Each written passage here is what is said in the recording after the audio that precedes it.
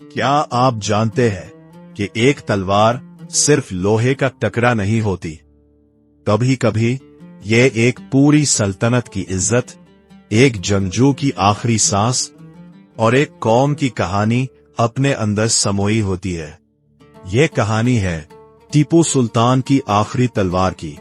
18वीं सदी का हिंदुस्तान, जुनूब में एक रियासत थी, किंगडम ऑफ मैसूर, और उसका हुक्मरान एक बहादुर, नडर और ज़हीन सिपाही, टीपू सुल्तान। अंग्रेज उसे कहते थे टाइगर ऑफ मैसूर, क्योंकि वो झुकता नहीं था। साल 1799, जगह श्रीरंगपटना फोर्ट।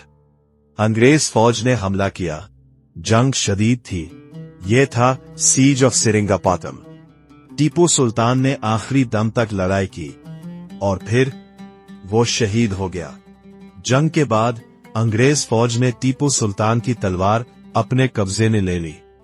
वो तलवार जो कभी आजादी की अलामत थी, अब एक ट्रॉफी बन गई, और फिर सालों तक वो दुनिया की नजरों से ओझल रही।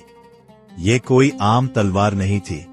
ये बनी थी एक खास धात से, वुड स्टील।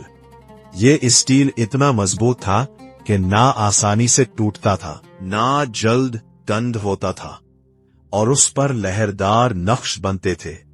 यही टेक्नोलॉजी बाद में डमास्कस स्टील के नाम से मशहूर हुई। आज के साइंसदान भी इसके राज को मुकम्मल तौर पर नहीं दोहरा सके। वक्त गुजरता गया और फिर एक दिन ये तलवार सामने आई लंदन में, एक बड़े नीलाम घर में, बॉनहेम्स, जहां ये तलवार करोड़ों डॉलर में नीलाम हुई। लोग बोली लगा रहे थे, लेकिन किसी को ये एहसास नहीं था कि वो सिर्फ एक तलवार नहीं खरीद रहे, वो तारीख खरीद रहे थे।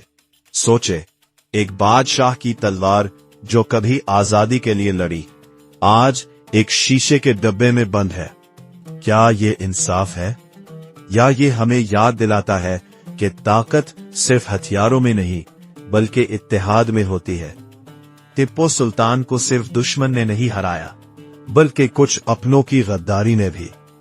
तारीख हमें सिखाती है, जब अंदर से कमजोर हो जाए तो बाहर का दुश्मन जीत जाता है। आजादी की कीमत हमेशा कुर्बानी होती है।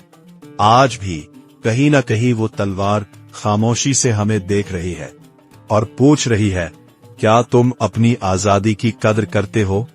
अगर आप चाहते हैं कि ऐसी सच्ची और सबक आमोज कहानियां मजीद देखें ASP, तो लाइक, शेयर और फॉलो जरूर करें।